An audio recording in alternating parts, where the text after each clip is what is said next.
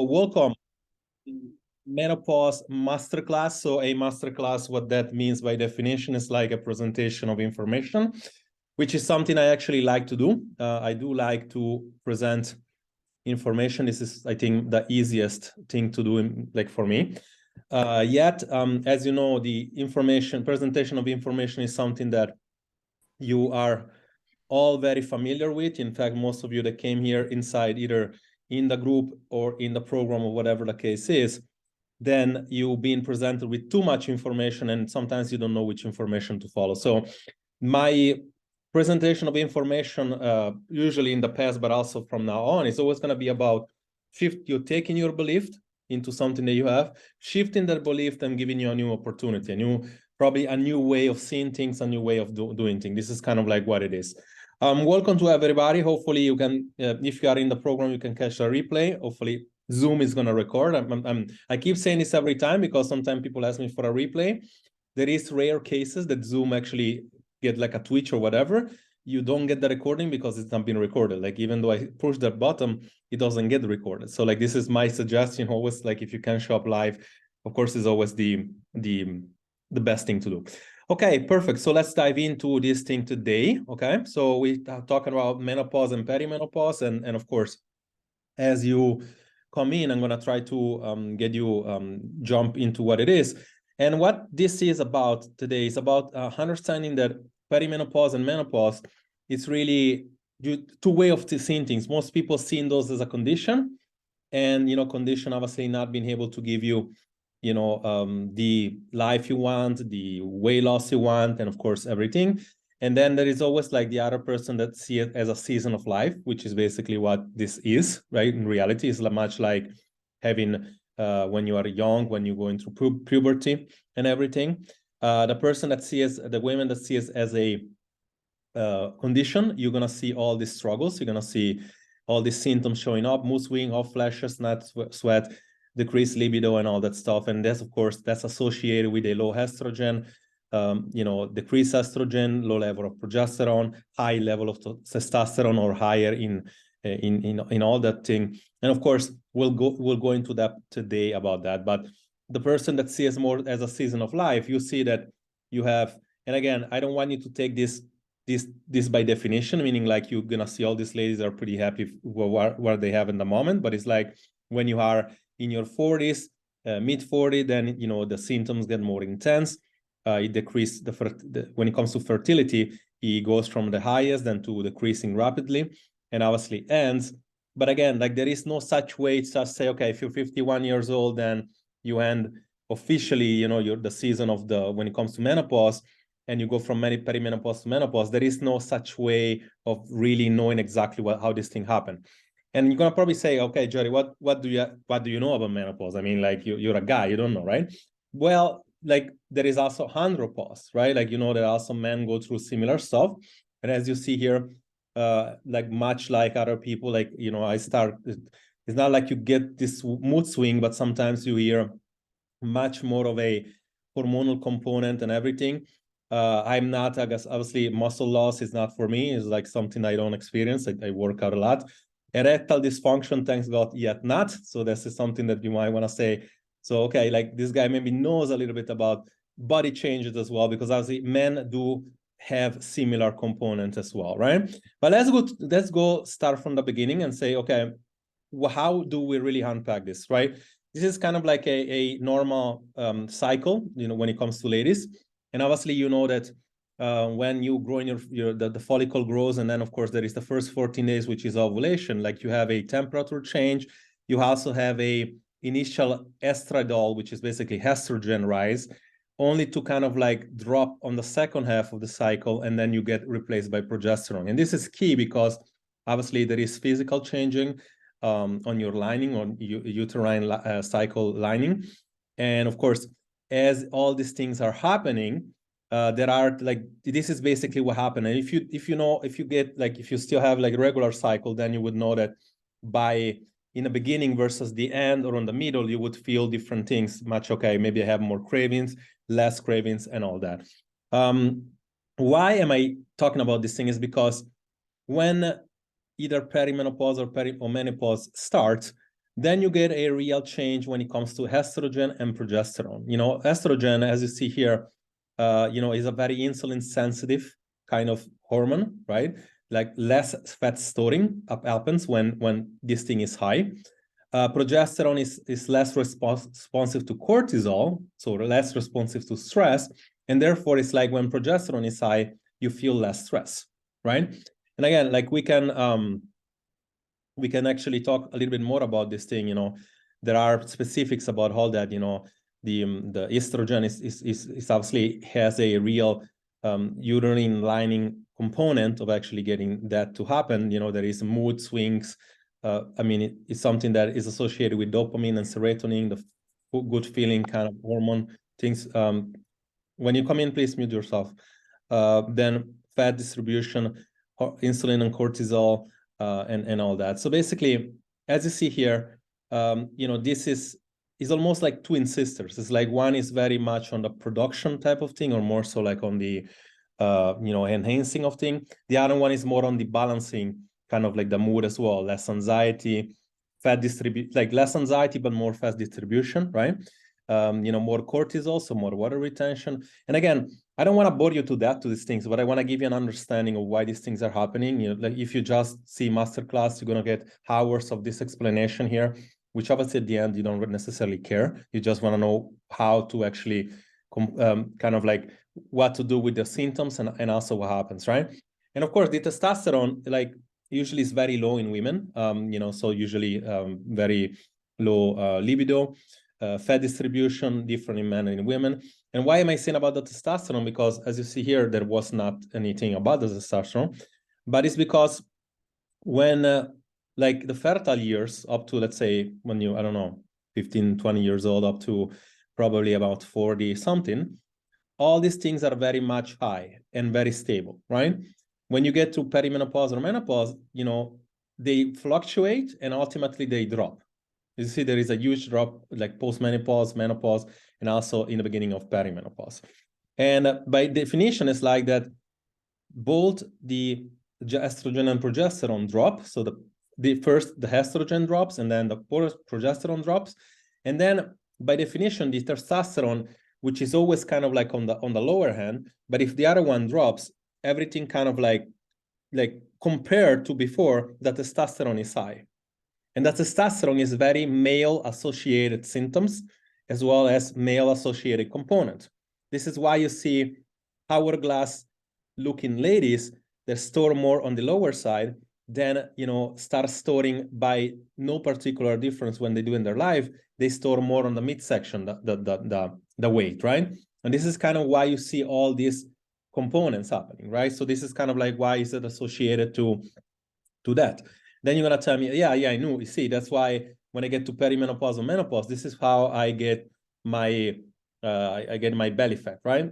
Well, in a way, but as you see here, sex hormones is only like as a cascade of event starting from insulin and adrenals, right? So if you're the first thing that you have to take home from this is like it is not about those sex hormones. Those are kind of like much less responsible than you think. And it's also not about body type. You know, there is no such thing, because I know that one of the things that I get the most is like, I'm in perimenopause or menopause. Now I have a body type. I cannot lose weight anymore.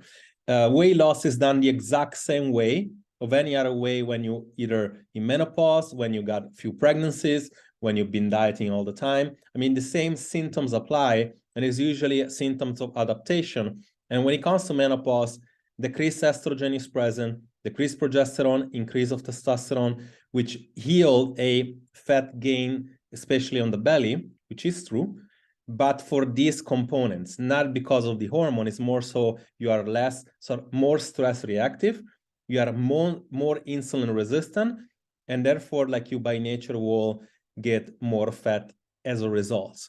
And therefore, it's more, as you see here, is more insulin and stress dependent than you would have the sex hormone on top.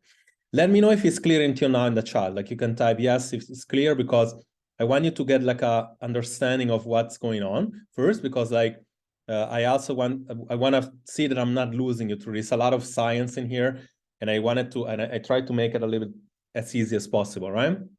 Therefore, the second thing that you want to understand, if the same conditions are present and lifestyle modification is not taken, yes, there is an increase into belly fat, but not for the reason that you led to believe, not because there is some sort of magical hormones, much like there is not any magical hormone when you're thyroid deficient, when you have any had prior, when you have insulin resistance or anything like that. Everything is like that. The things that changes for sure, that is responsible for your cravings, for your mood swings, is GABA, serotonin, and dopamine, which those are neurotransmitters in your brain. And the association of that is that, we'll get, what is it, if I can actually get that.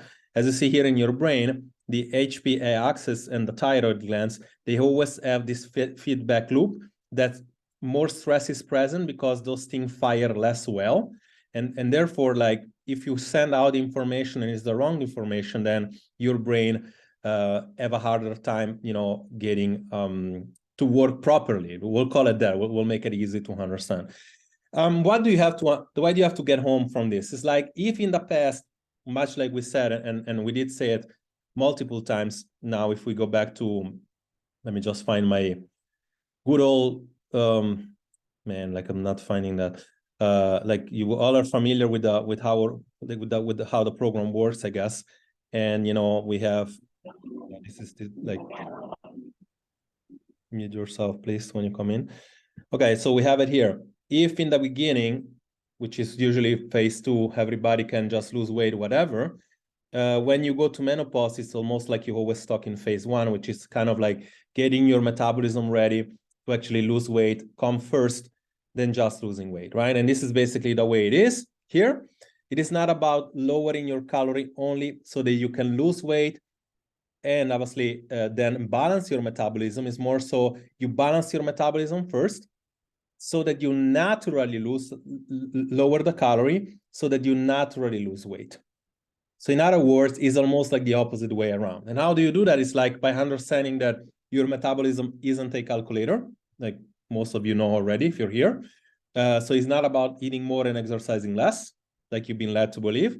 When you're in menopause, doing that approach would basically decrease your BMR, which is your metabolism rate, probably about 800 calories, more so. And then that would that would allow you, and as your hormone fights back, like you're more hungry, you have lower energy, you have more cravings, then you would regain all the weight, right? So if you do it like that. So instead, as you know, that we talked about several times in our metabolism training, is always about understanding that you are a thermostat. And if you are a thermostat, it's more so about either exercising more and eating more. And I'm going to use this example here. This is our good old, we know that, for instance, we have, let's say 2000 calorie, which is your maintenance level. This one doesn't allow you to gain weight nor lose weight. If you have a 300 to 500 calorie deficit, you can do so by raising this and making this 2200 calorie and then only eating about 1800 calorie. You can also do that by lowering that, and then you eat only about 1500 calorie, but you also don't burn a lot of calorie. Okay, so this is kind of like the two models. And we know that as exercising less and moving less and eating less, and or exercising more and moving more. This is kind of like what this thing is about, right? When you are in menopause or perimenopause, since there is a very high stressful related thing, it's always going to be about eating less and exercising less to maximize your results. So less cardio, less long duration kind of workouts, less stressful approach, less frequency, and it's gonna be more so about getting this to be more so like, if your maintenance level is 2000 calories, you're probably gonna start low and say, okay, our maintenance, we're gonna shoot for 1800, and we're gonna probably maybe consume about 1500, and we know that it's still gonna be a much shorter deficit, maybe more so about the 350 calorie, right, deficit, but it's more sustainable in time. And this is basically what needs to look like when it comes to managing a stress-related kind of thing. Okay, I hope this is easy enough for you to kind of like understand the big picture of, right?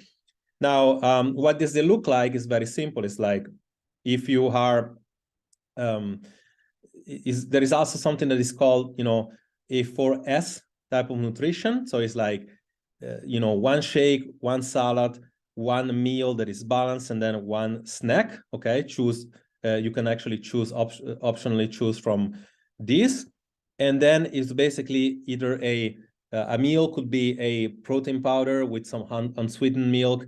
It could be a large salad with salmon. It could be a stir fried, which could be something like more so like either soup or stir fries with a protein side and some vegetable. And then there is always probably sweet potato with chicken, or there is always some sort of like meal that is balanced. And usually if you get that around your workout time, you're gonna probably do a lot better, right?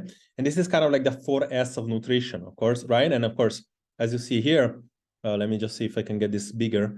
This is also, to give you context, this is also what we're looking at. It's like you want to get like a meal prevalent with protein, vegetable, either one fat or one side of carb, either one of these. And usually, like when it comes to quality of food, it's going to be a lot more important when you are in this stage as instead of when you were in the past, right? Especially if you do not work out. And if you don't work out, weights, I'm really suggesting you start doing that, because that's gonna be sometimes a difference maker. Green food you can eat all the time, like chicken, turkey, fish, bison, all the vegetable, whatever you want.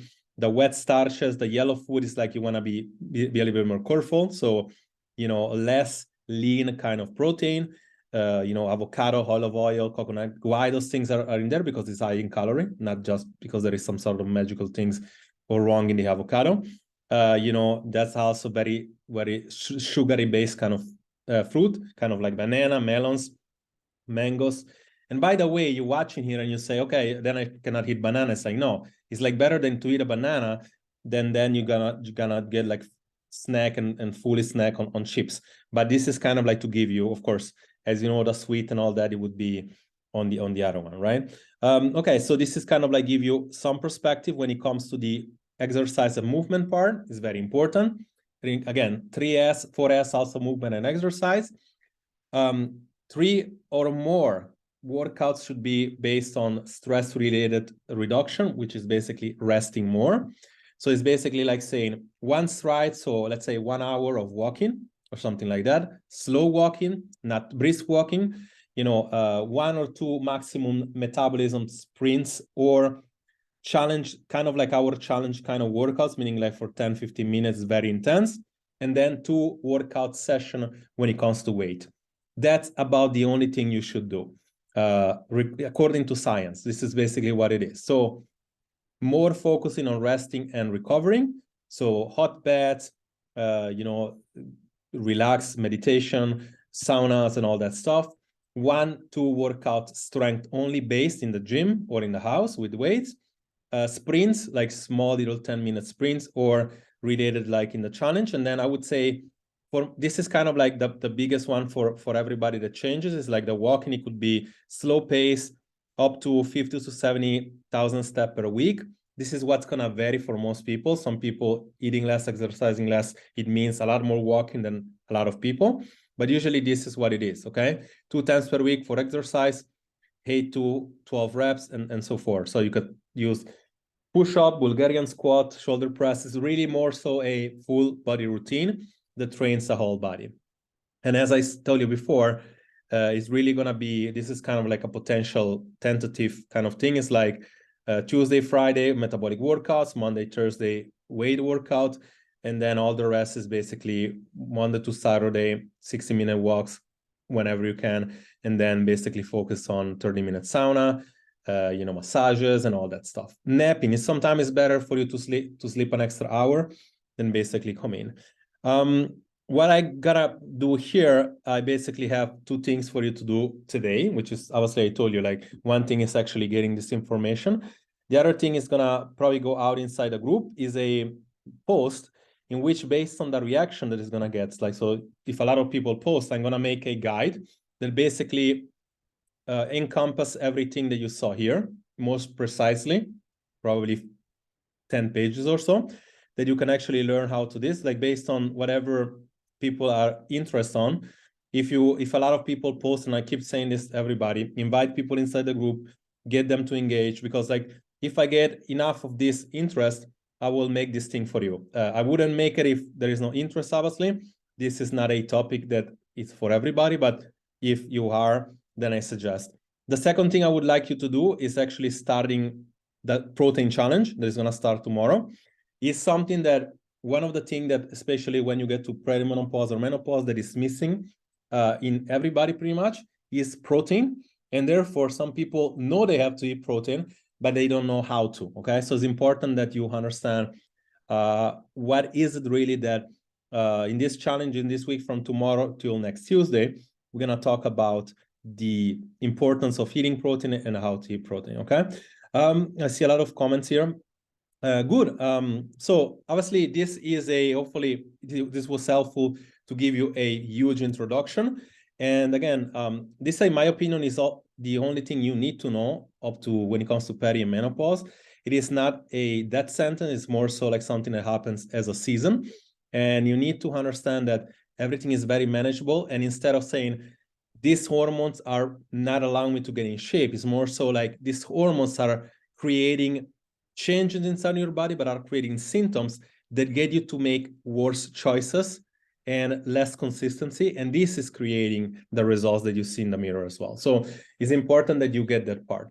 Okay, so I see here, Lamis, how many grams of protein you actually you should have received a guide, Lamis. I'm gonna post a link to a guide under the thread of the challenge by tomorrow. Like there is a link of a guide of protein, of what to eat, what food to eat. And I just made that. And again, I see here a few people posting. Okay, ladies, hopefully this was interesting enough. Unmute yourself if you want. You can ask questions related to this or also related to something different. Just go ahead. Like I'm here for probably the next at least hopefully 10 minutes to kind of like get any clarity on this topic or anything that is kind of like related to this particular topic. Anybody wants to say something? Like I'm here for you guys.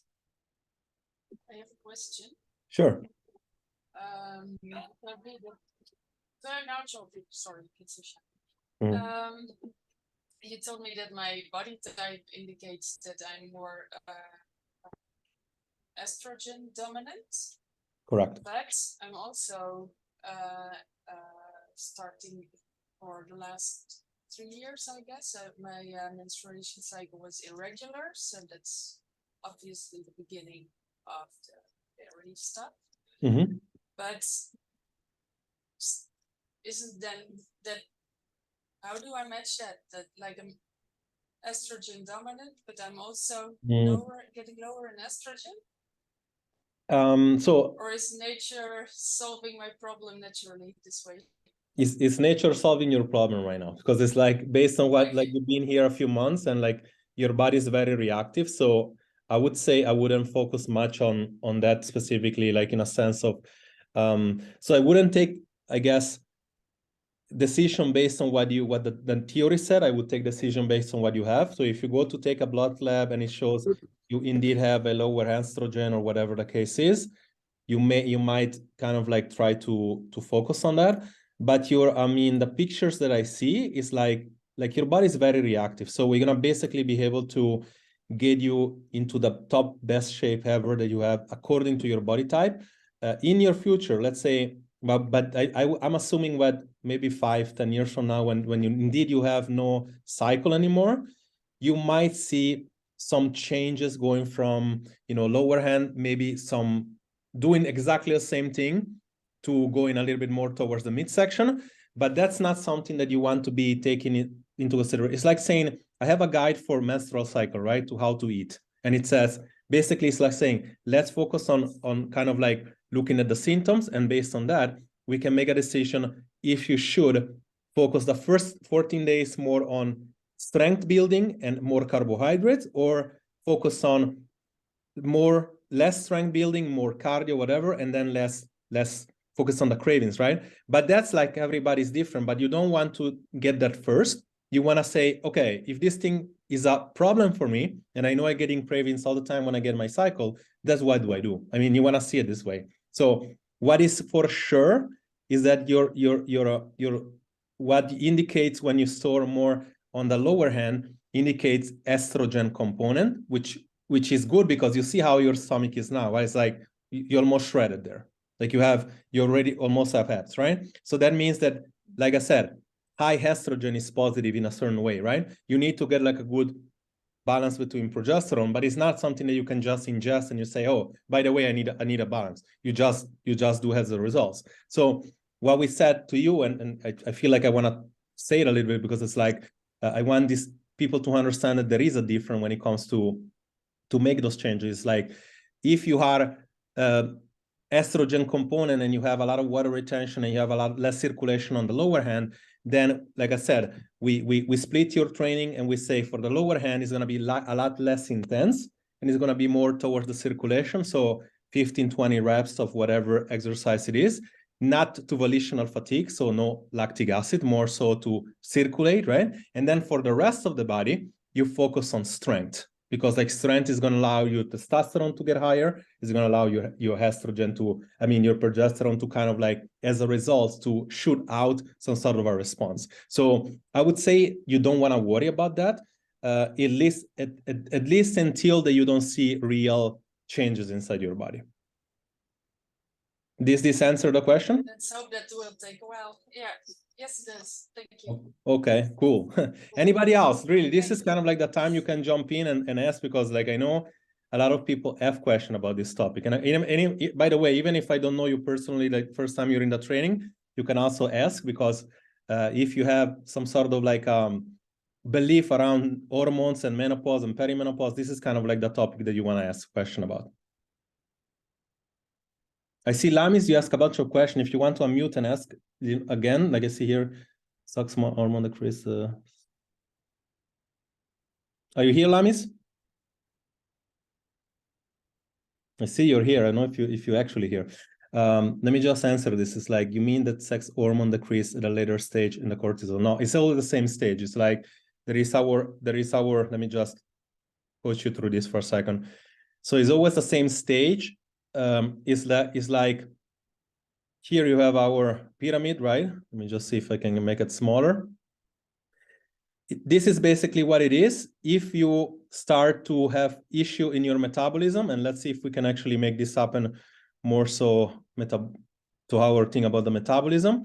We know that when you have metabolic adaptation, which is basically like you start a diet and then like you find a plateau and then you need to hit it always less and less. If you do that too aggressively, you start impacting your sleep, your cravings and all that stuff, right? And then as a result, all the hormone, all the pyramid is impacted. What I just said before is that instead of focusing on the sex hormones, which is what involves in menopause and PCOS and all that stuff, it always starts from here. Your adaptation is going to start from insulin and stress related. Then it's going to go taking your thyroid and all the rest if you don't stop your excessive behavior. And then ultimately it's going to create sex hormone. Like, this is very unlikely. This is a different situation. It's like when you have immune condition, when you have PCOS, and when you have other issue, right? When it comes to menopause and perimenopause, it's a natural progression. And this is something that would happen. But as you see, the sex hormone part of the pyramid is small and all the rest is big. It's like saying, basically, you're only like about focus on the rest first. Basically, this is kind of like what it is. The second question you have, how to tell how many grams of protein you're actually eating, I guess. And I mean, there is going to be a guide, but also like overall, you probably want to eat a side of protein in any meal. And that's going to allow you to make sure that you're eating at least 100 grams of protein per day. And this is basically what it is. The guide is going to be available to everybody. I'm going to paste it inside the thread of the challenge. A huge suggestion: take this challenge. Even if you're new in the group, you're not in the course, whatever it is, take the challenge. It's a good way for you to learn something in between. We have about 6 minutes left here. Anybody wants to ask more question? Like I'm here, I'm for you here for this time. everybody knows everything, right? Okay. Are you sure, right? Like you're good. You feel confident in this thing about menopause. Okay, I see some new faces here. I know that all of you are doing very well. Mylene, congratulations for your work. Like you've been here, what, a week, and you lost 3 kilos already. That's amazing. That's a testament to consistency. And I'm really, really happy to do. I told you, I thought it was gonna be fast. I didn't think it's gonna be that fast, but that's good. Good start. Good seeing some people. Here, hi Sophie, hi Evelyn. Jenny, good to see you. You guys have nothing to ask about this? Are you sure? Because you can also ask anything else related to somebody else, something else as well. If you want, you can also type your question here if you don't want to be on camera. Okay, yeah, okay, cool. Was not about 28 people, but hopefully, you know, if you couldn't, like, you're gonna if you're in the course, you're definitely gonna have a replay. I might post this replay as well up inside the group as well. But I guess I don't know. Like we still have a few minutes going. If you want to unmute and say anything, if not, I guess we'll end it here. Would a guide be helpful for all of you? Would it? Yeah. Would a Yes, like a PDF guide or something be helpful for you? And like, are you all taking the protein challenge? I hope, right? This is something like, this is like, I think in any conversation we had, one of the things that I heard is like, I need to eat more protein. I don't know how. I mean, this is kind of like the time that you can, like, I'll try to go live a few times, but you're gonna have very good understanding on the feedback when it comes to that. Good. I see the yes is coming in. Good seeing you all. And I think that now we have, I mean, Marika, you're one. I think also Sophie is somebody else that is that you both have this workouts more related towards estrogen. I want you guys to test it out and kind of like let me know what difference does it make to you, because obviously it's still empirical. You know, it's not like something that I mean, it's proven with science, but for my empirical studies, always been doing very well. But again, it's if you are like you, Dori, as well, like if you've seen any good thing about this, then yeah, you like let me know how it is related to, I mean, if indeed it's a estrogen component workout and it works, let me know. Sophie, do we have a presentation after? You're gonna have a replay? Yes, look, you're gonna have a replay inside the website. And chances are, like, I'll try to put it up, provided this thing is recording. Like it is been recording, but more than once, I don't know why Zoom it does that. It's like you do the saving part, and then it's like instead of saving it kind of like it's stored away in it. So hopefully it gets recorded. Aside from this, you're gonna have it. Okay, ladies, about 4 minutes in, I still have to get dinner. Let me know if I can do anything for you. Okay. If you need anything else regarding to the program, to the course, whatever, like depending on whatever journey you're in, let me know. If you want to know more about the program that you're watching this for the first time, like also let me know, because like I can you know give you more information about what we do and what stage that we have at the moment. We have several options as we speak. We're gonna have an addition to the team, and probably more than one when it comes to assistant coaches. Unfortunately, I see a huge deal of impact on this kind of setup that we have. There is only one of me, and I'm not getting another burnout like 5 years ago when I have 150 clients. So we do need people in the team to actually help me through this. But with this being said, I hopefully like I'm really, really proud of all of you. Like all the people here are getting results as we speak, which is amazing to me. That means that is like that means that for sure on your shoes as well, you feel happy into whatever journey you're in. Ladies, thank you for showing up. That was actually, hopefully you got some useful information. If you were to ask me what is it that you need to know about perimenopause and menopause, this is what you need. You can, of course, go and hear more information, listening to podcasts and everything, but you're always gonna come back to kind of like the same thing that says it is like a high stress related workout.